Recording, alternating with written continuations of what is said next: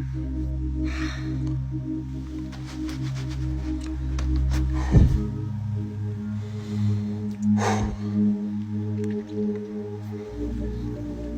think I figured it out, guys. And I think I understand what's going on tomorrow. This just hit me like a ton of bricks. So I was texting with my friend that used to work for FEMA, and I asked them what they thought about what was going to happen tomorrow. Just what they thought. And they texted me that when they were in FEMA, that they did learn. I can barely talk right now. So I literally just started making this video as soon as I figured this out. So I'm just going to read it directly off NASA's website, and what they told me is exactly what I'm about to read to you right now.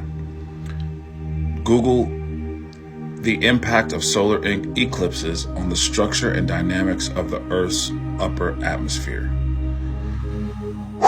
So I'm just going to read. Solar eclipses can have a noticeable impact on the structure and dynamics of the Earth's upper atmosphere, the ionosphere. This is primarily due to the sudden reduction in solar radiation reaching the Earth's atmosphere during the eclipse.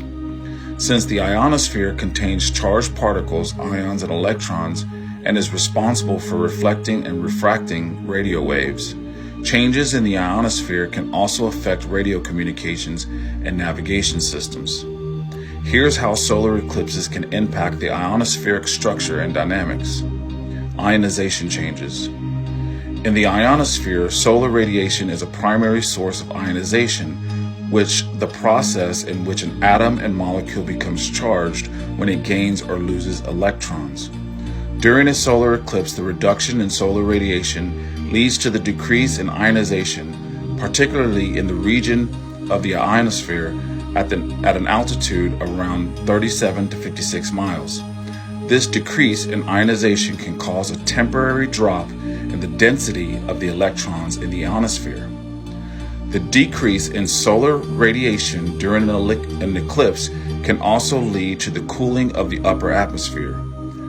This cooling can affect the temperature structure of the ionosphere, potentially causing changes in the ionospheric densities and altitudes.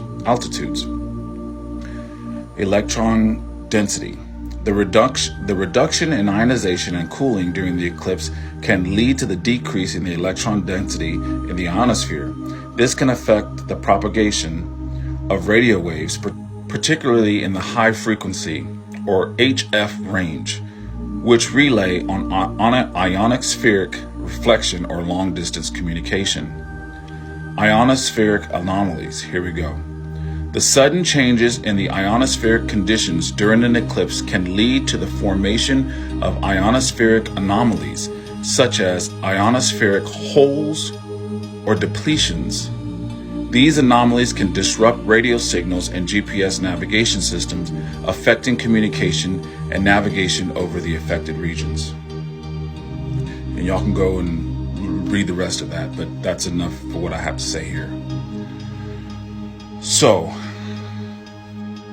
the solar eclipse itself is a portal.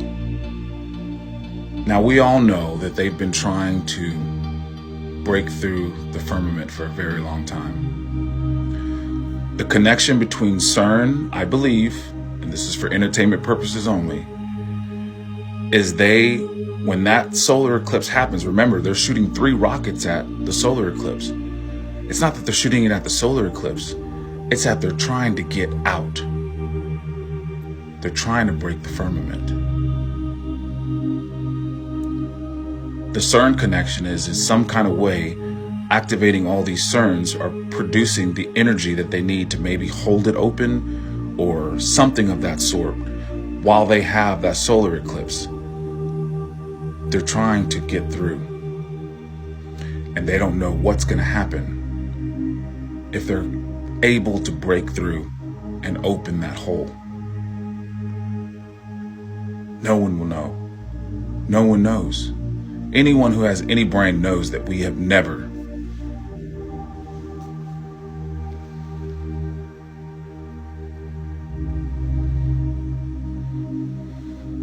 What do you think? During the solar eclipse, the ionosphere is weak. It's the solar eclipse creates a hole weak enough for them to punch through. They don't know what's going to happen. And neither do we. You know, I think it makes me think about the Tower of Babel, or Babel, and what happened when they tried to do that before. God confused the languages. He caused confusion. People scattered everywhere.